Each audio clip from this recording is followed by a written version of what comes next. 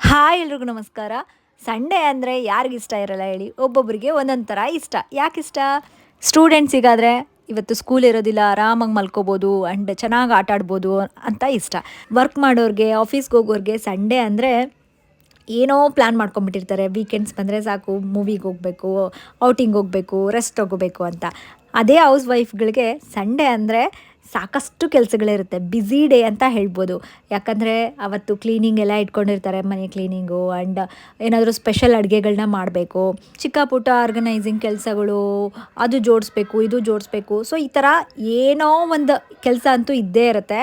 ಹೌದಲ್ವಾ? ನೀವೇನು ಹೇಳ್ತೀರಾ ಹೇಳಿ? ಹೌಸ್ ವೈಫ್ಗಳಿಗೆ ಫ್ರೀ ಆಗಿರ್ತೀವ ಸಂಡೇ? ಇಲ್ವಲ್ಲ. ಆ್ಯಂಡ್ ನಂದೂ ಈ ಸಂಡೇ ಇದೇ ಥರ ಮಾರ್ನಿಂಗ್ ಎದ್ಮೇಲೆ ಎಷ್ಟೊಂದು ದಿನದಿಂದ ಕಿಚನ್ನ ಡೀಪ್ ಕ್ಲೀನ್ ಮಾಡಬೇಕು ಅಂತ ಅಂದ್ಕೊಳ್ತಾ ಇದ್ದೆ. ಎವ್ರಿ ಡೇ ನಾರ್ಮಲಾಗಿ ಕ್ಲೀನಿಂಗ್ ಇದ್ದೇ ಇರುತ್ತೆ. ಬಟ್ ಈ ಥರ ಒಂದು 15 ಡೇಸಿಗೊಮ್ಮೆ, ಒಂದು 2 ವೀಕ್ಸಿಗೊಮ್ಮೆ ನಾವು ಈ ಥರ ಕಿಚನ್ನ ಡೀಪ್ ಕ್ಲೀನ್ ಮಾಡಿಕೊಂಡ್ರೆ ಏನೋ ಒಂಥರ ಖುಷಿ, ಹಾಗೆ ಅಡುಗೆ ಮಾಡೋಕ್ಕೂ ನಮ್ಗೆ ಇಂಟ್ರೆಸ್ಟ್ ಬರುತ್ತೆ. ಈ ಕಿಚನ್ನ ಮೇಕ್ ಓವರ್ ವಿಡಿಯೋನ ನಿಮಗೆ ಶೇರ್ ಮಾಡಿದ್ದೆ.